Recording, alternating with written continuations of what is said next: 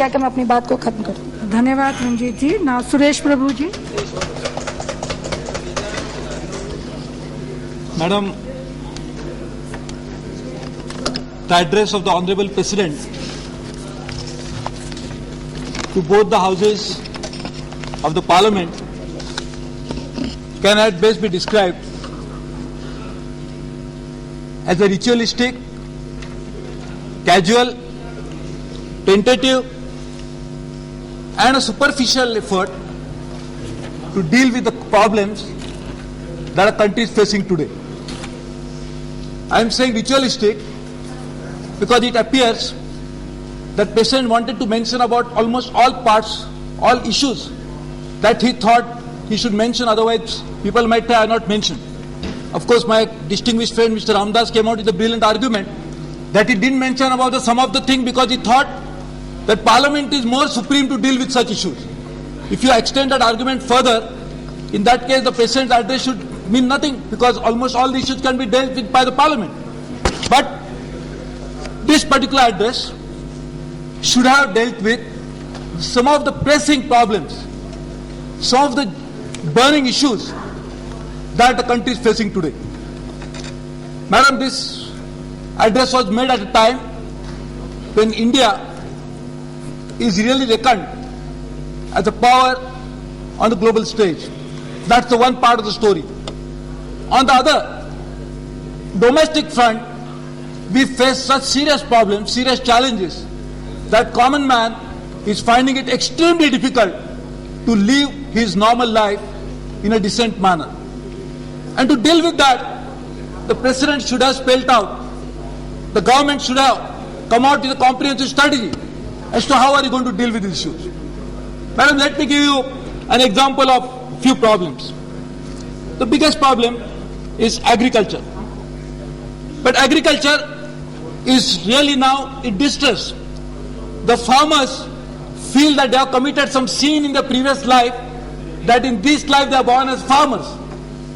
Whatever investment they make in farming, they cannot even recover part of it, and that's why they start a journey towards debt-ridden life that they have to live for the rest of their life.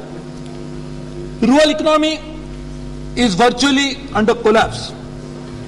There are 140 districts of India which are Naxalite infected, and in fact, sadly, we lost one of our distinguished colleagues to the bullets of the Naxalite only a few days ago, and therefore we had to pay homage to his departed soul yesterday. So Naxalism is rising because of these two things. Agriculture is in distress and rural economy is collapsing. And also because the unemployment in India is rising like never before.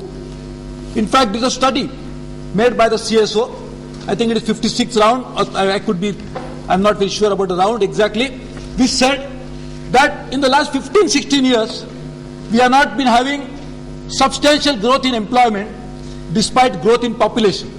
And in fact, incidentally, I will come to that point, this address does not mention about population at all. Because of this reason, I will come to it. It's not by default, probably by design. But point I am saying, madam, is agriculture, rural economy, unemployment and Naxalism are all interwoven problems. If we need to deal with one, we have to deal with all together.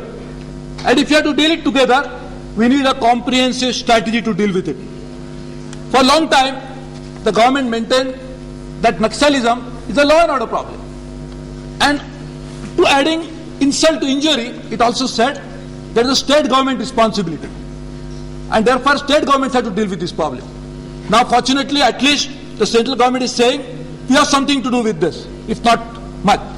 But this problem of Naxalism, agriculture, as I said, need to be dealt with properly. Madam, this government, there was a commission which was appointed called Farmers Commission. A distinguished food scientist, Dr. M.S. Swaminathan, headed it. They submitted a report.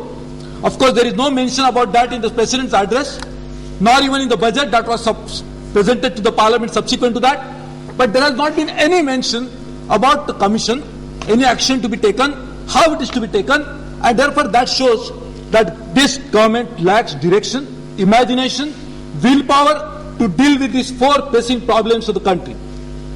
Madam, Employment Guarantee Act, which was passed by us, has failed to address employment problem in the rural area. And that was expected because it was a half-baked measure, lacked the preparation that had to be preceding and launching of a massive program like this, and therefore, unfortunately, though we did it with such a fanfare, we have not been able to meet with the objective of that program. The farmer suicides are continuing.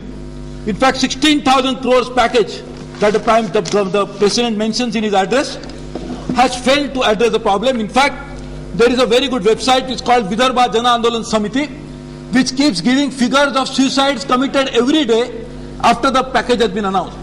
So the suicides have increased after the package has been announced. So that shows how there was a lack of imagination, lack of understanding of the real problem, and therefore, madam, my first point is that we really need to deal with this issue, and we cannot brush aside Naxalites as the anti-national person because they are someone who was born within the country.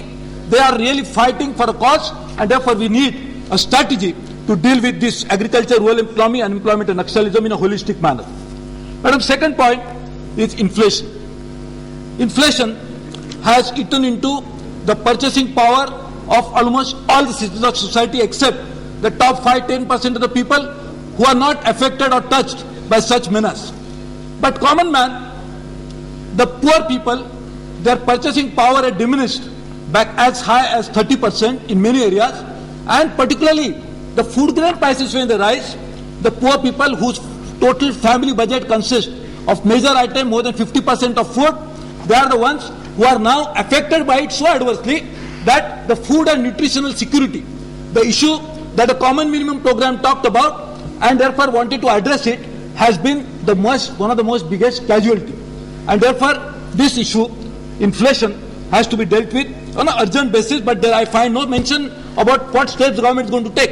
It only mentioned that there are supply side constraints, and it also mentioned that it takes time for supply to catch up with the demand. This is very surprising. In fact, India's demand is rising. The Planning Commission, which has always been projecting that the growth rate is going to be 8% and 9%. So how can you say that we are surprised by the growth in demand and therefore it's going to take time for the supply to catch up? Because it was already anticipated. The budget, the 5-year plan, the 10th 5-year plan was approved by the National Development Council 5 years ago. So therefore to say that we are surprised by this is a shocking thing, and therefore supply side constraint is a reason but cannot be an excuse for the government not to control and address inflation. Madam, in fact, there is a deep-rooted problem which gets reflected also in the current account deficit of the country, which shows that the country is now importing more to meet the domestic demand which is rising. In fact, a very interesting article written by The Economist, one of the most reputed magazines of the world, from London, which said that Indian economy is now overheating and it could really land into a very difficult situation very soon. So I think inflation really needs to be taken into a very other top priority. Infrastructure of the country is in shambles.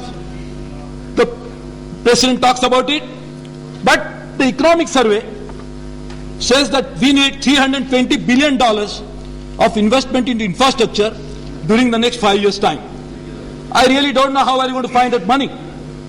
And more importantly, more than the physical infrastructure that we will create, we really need to address the quality of infrastructure that we are going to offer to the people. Madam, let us take example of water. Drinking water quality has not been specified yet. So to say that we are giving drinking water to people, the issue is whether that is potable, safe, and whether it will really be bereft of some of the diseases that people contract because of drinking water. We don't tell. So what is important now on infrastructure, in addition to the providing of infrastructure, is the quality of infrastructure, and that is true for electricity, that is true for transport, and we really need to do it because the President mentioned we are going to provide world-class infrastructure. I think even the SEZ talks about world-class. I think this is about the time that we should define what we mean by world-class, and a benchmark for that world-class infrastructure must be brought out. I will give one example, and this is what is an economic survey of the country. Take short, Prabhuji, please. Madam, give me at least 20 times of the lady that you gave, because the number of members that we have. Because always you try to conclude when you are not started, madam. Please, I request you. Only 8 minutes I have given please, to I know, her. I will request you. So, the education, 91.35% of the schools are without drinking water. So what is the purpose of constructing a school when 91.33% of schools do not have drinking water? And this is something which is shocking. And therefore quality and what type of benchmark we decide is very important. One issue on the infrastructure board is the Sagarmala was a project that the previous government, when we were the government, we talked about to link all the ports of the country and to bring about a hinterland development. That project sadly finds no mention now, and I think I request the government to work on that. Tribals and scheduled caste are ones who are actually suffering, and they only find mention in the present address, and they should be happy that at least their name is mentioned. We don't have to do beyond that. Is it the government strategy? I feel we should try to relook it very seriously. Science and technology is suffering, and today's development that we are seeing today in India, the knowledge economy that we talked about, can happen only when we make investment into science and technology. That need not be made only in research and development, but also in the people. Today we are seeing that many young students don't find science as a very attractive career opportunity. The President of India is a scientist, but we don't find enough people inspired by that and trying to be scientists themselves. So I think we really need to look at it as an HR issue more than the issue related to only research and development. Madam, I talked about population. 1.8% growth in the country is eating into some of the developmental advantages that we have. That I was saying, probably the mention, not mentioned in the President's address, not by default but by design, because there are several functionaries of the government are talking about reaping of demographic dividend as a result of population rising. I think this will mean that our growth in population by definition would bring about dividend. What we really need to develop is quality of population. We have to educate them, we have to train them, we have to bring them to the levels of what the jobs will offer them. And therefore to do that, we really need a different program. But if we increase the number of people, that is no guarantee that this will happen automatically. And therefore, we have to control our population. In fact, 1.1 billion people now, 1.6 billion or 1.8 by 2050 is a serious challenge before all of us. Thank you, Madam, Suresh Prabhuji. our foreign policy so far always has been a bone of which, there was a unanimity all over the country on foreign policy. Unfortunately, lately, our foreign policy is becoming controversial.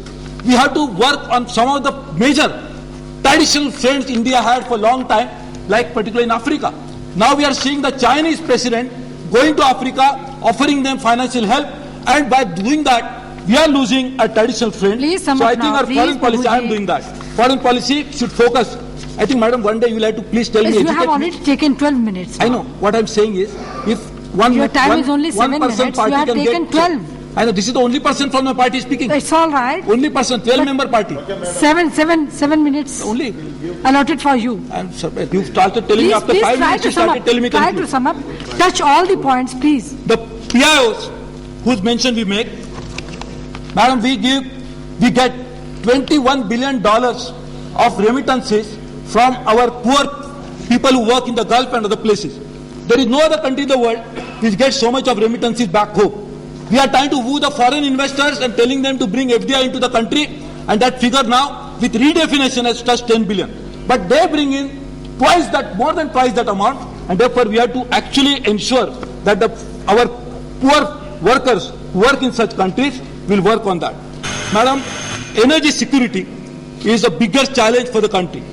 We are importing more than 2/3 of a requirement from abroad, and because the crude oil price is going up, we are finding it extremely difficult to maintain our foreign exchange reserves as well as to foreign exchange current account balance, as well as to address some of the domestic demand. I think Mr. Manishankar Iyer also, as a Minister of Petroleum, talk about this energy security in a very aggressive manner. I don't find even mention about energy security in this President's address. I think we really need to look at it. I think. Thank you. Thank you very much. But madam, one day please, because this is also a democratic house, I always respect you, but please tell me 15, one day. now 15. I don't understand. You started telling me after 5 You have minutes I should already conclude. taken 15 minutes. But you started telling me after 5 minutes I should conclude. 5 minutes? Yeah, you started telling me. No. Please go to the record. How can I give the other members You're not time even to allowing you? me to speak. You are already interrupting me. How can I Please speak? try to sum up within 1 minute only. Take 1 minute more. It's a 4:14. Thanks to be so charitable. Thank you very much. In India, if we are to actually plan now for our development, we have to make sure that our human development indices, India stands about 132nd in the human development index of about 160, 170 countries, which is compiled by United Nations Development Program every year. So if the present address had talked about one single issue and said that now our target is to make India climb the ladder of human development index and to make sure that India will be somewhere in the vicinity of 50 countries in the next 5 years' time, I would have felt that the present address has addressed some of the concerns that we have. Thank you very much. Thank you very much. Now, Shailendra Kumar.